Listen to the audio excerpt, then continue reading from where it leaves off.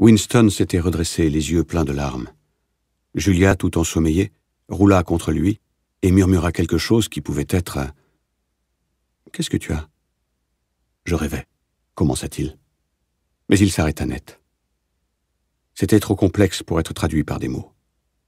Il y avait le rêve lui-même, et il y avait le souvenir lié à ce rêve qui s'était glissé dans son esprit quelques secondes après son réveil. Il s'allongea, les yeux fermés, encore plongé dans l'atmosphère du rêve.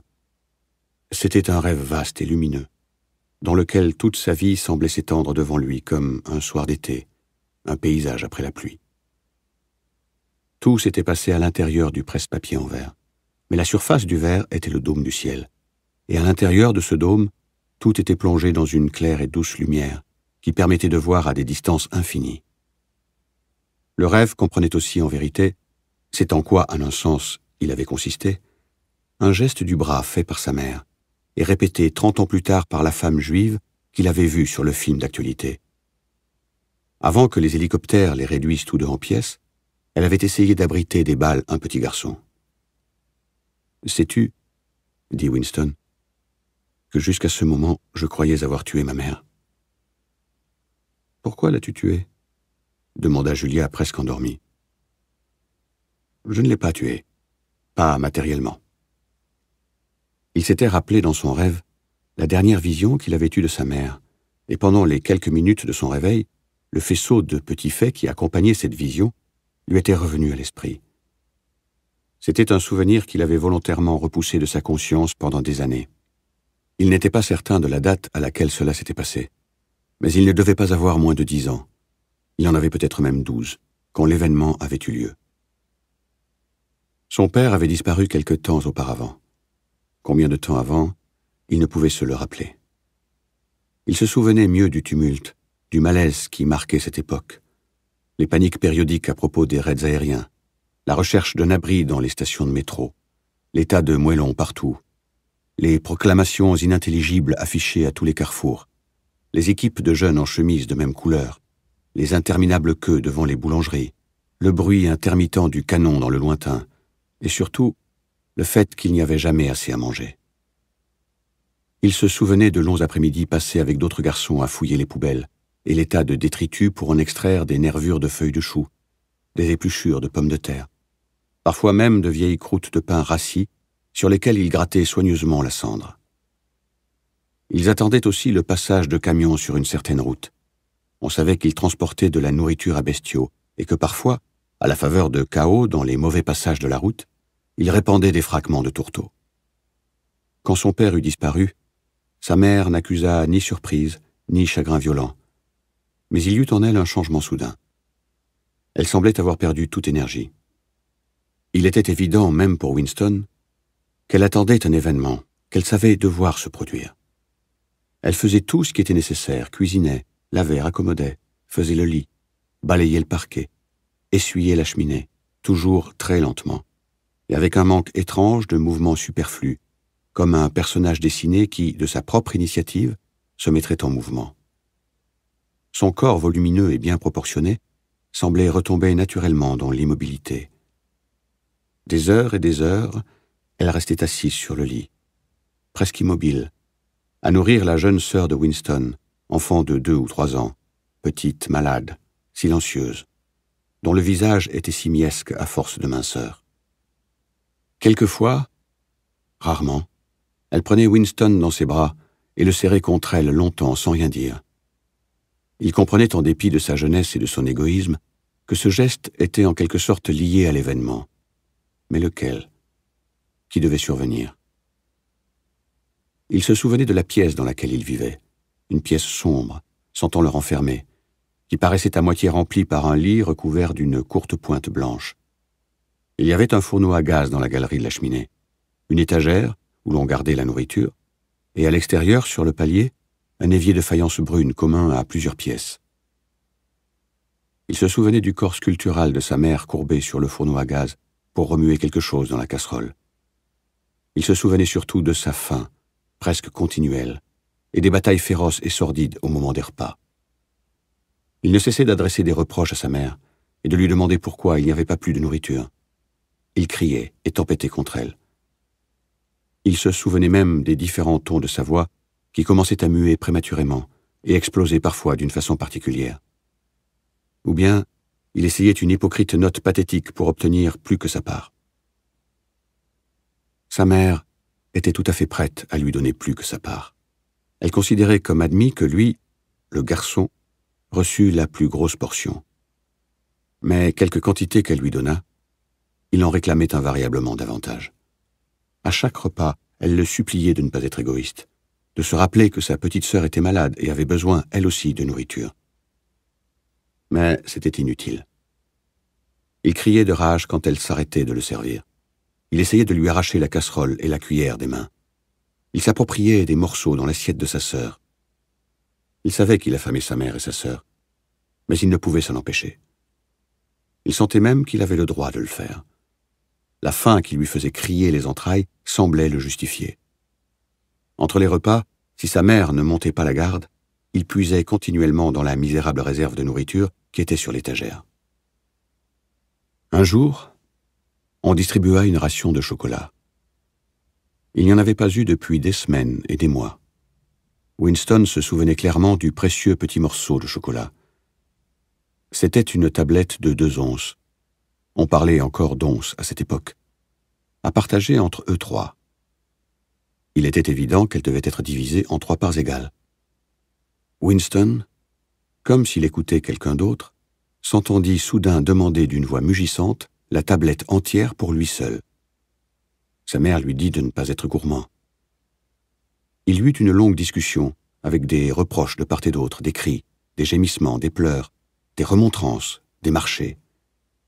Sa minuscule petite sœur, qui s'accrochait à sa mère des 2 mains, exactement comme un petit de singe, était assise, et de ses grands yeux tristes le regardaient par-dessus l'épaule de sa mère. À la fin, celle-ci cassa les 3/4 de la tablette et les donna à Winston. L'autre quart fut pour la petite sœur. La petite fille s'en empara et la fixa d'un air morne. Elle ne savait peut-être pas ce que c'était. Winston la regarda un moment, puis, d'un bond rapide et soudain, arracha le chocolat d'entre les mains de sa sœur et s'enfuit vers la porte. « Winston! Winston !» appela sa mère. « Reviens, rends son chocolat à ta sœur. » Il s'arrêta, mais ne revint pas. Les yeux anxieux de sa mère étaient fixés sur son visage. Même à ce moment-là, elle pensait à l'événement. Il ne savait lequel, qui était sur le point de se produire. Sa sœur, consciente d'avoir été frustrée de quelque chose, avait poussé une faible plainte. Sa mère entoura l'enfant de son bras et lui pressa le visage contre sa poitrine. Quelque chose lui dit que sa sœur était mourante. Il se retourna et s'envola dans l'escalier avec le chocolat qui lui collait au doigt.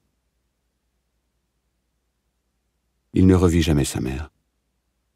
Après avoir dévoré le chocolat, il se sentit quelque peu honteux de lui-même et traîna par les rues pendant plusieurs heures, jusqu'à ce que la faim le ramenât à la maison. Quand il rentra, sa mère avait disparu.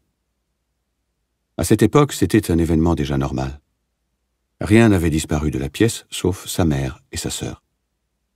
On n'avait pris aucun vêtement, pas même le manteau de sa mère. Il n'avait à ce jour aucune certitude de la mort de sa mère. Il était très possible qu'elle eût été simplement envoyée dans un camp de travail. Quant à sa sœur, elle pouvait avoir été versée, comme le fut Winston lui-même, dans une des colonies d'enfants sans foyer. On les appelait « centres de conversion », qui s'étaient développés à la faveur des guerres civiles. Ou on l'avait peut-être envoyée au camp de travail avec sa mère. Ou bien encore, on l'avait simplement laissé mourir n'importe où.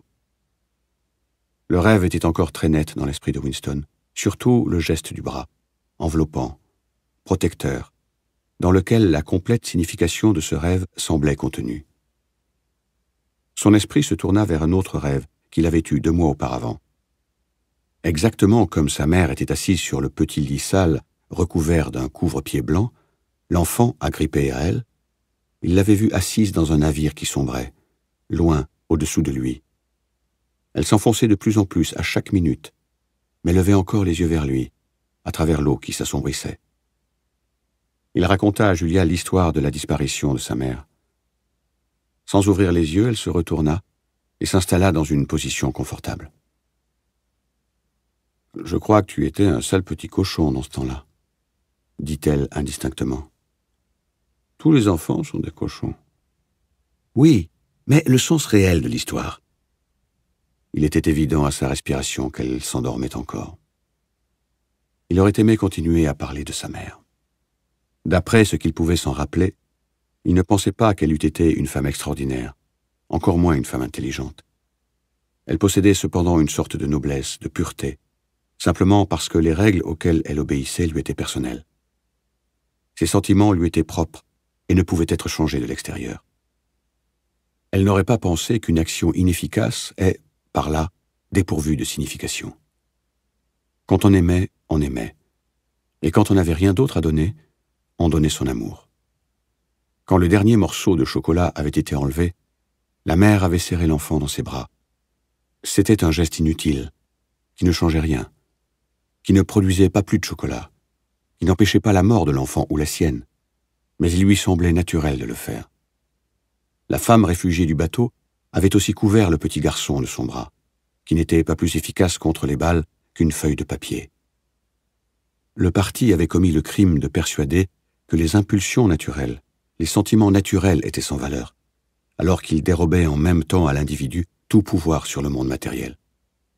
Quand on se trouvait entre les griffes du parti, ce que l'on sentait ou ne sentait pas, ce que l'on faisait ou se retenait de faire, n'avait littéralement aucune importance. On disparaissait, et personne n'entendait plus parler de vous, de vos actes. Vous étiez aspiré hors du cours de l'histoire. Les gens de 2 générations auparavant n'essayaient pas de changer l'histoire. Ils étaient dirigés par leur fidélité à des règles personnelles qu'ils ne mettaient pas en question. Ce qui importait, c'étaient les relations individuelles, et un geste absolument inefficace, un baiser, une larme, un mot dit à un mourant, pouvaient avoir en eux-mêmes leur signification. Winston pensa soudain que les prolétaires étaient demeurés dans cette condition. Ils n'étaient pas fidèles à un parti, un pays ou une idée. Ils étaient fidèles l'un à l'autre. Pour la première fois de sa vie, il ne méprisa pas les prolétaires. Il ne pensa pas à eux simplement comme à une force inerte qui, un jour, naîtrait à la vie et régénérerait le monde. Les prolétaires étaient restés humains.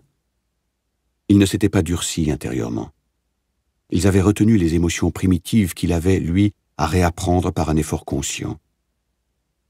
À cette pensée, il se souvint, sans soulagement apparent, d'avoir, il y avait quelques semaines, vu sur le pavé une main arrachée, et de l'avoir poussée du pied dans le caniveau, comme s'il s'agissait d'un trognon de chou. « Les prolétaires sont des êtres humains, » dit-il tout haut. « Nous ne sommes pas des humains. » « Pourquoi ?»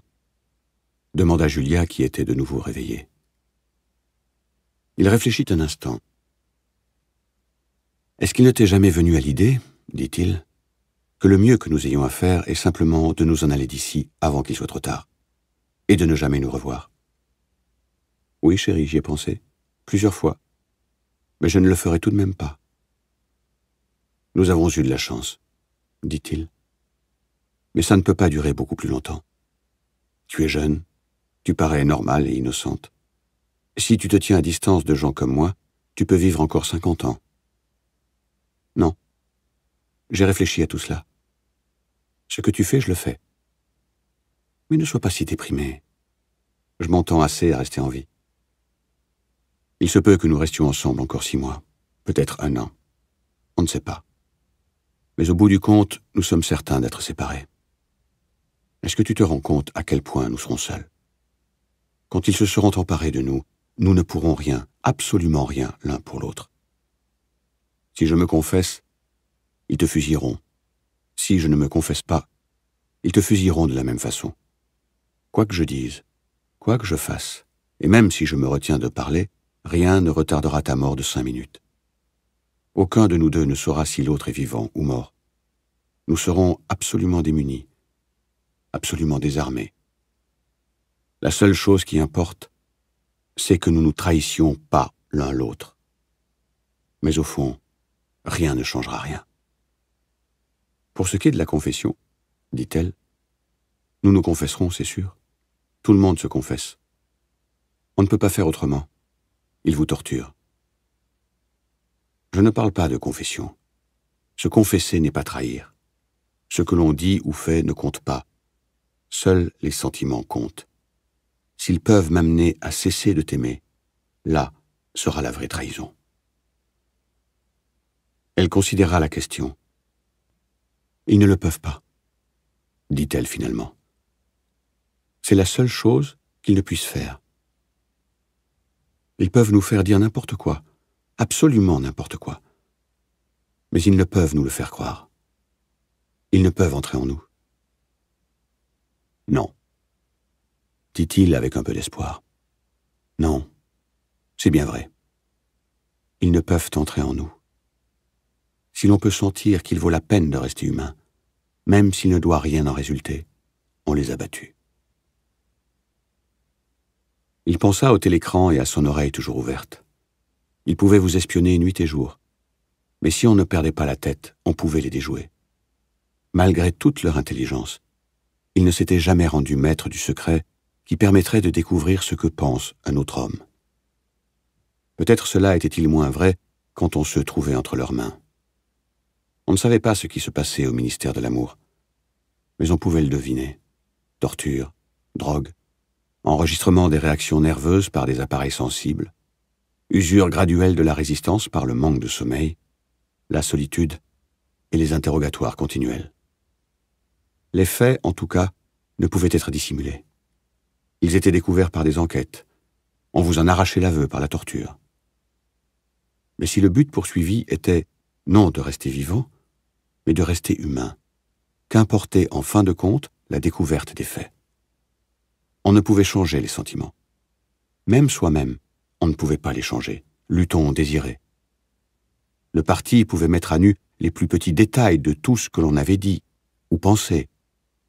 Mais les profondeurs de votre cœur, dont les mouvements étaient mystérieux, même pour vous, demeuraient inviolables.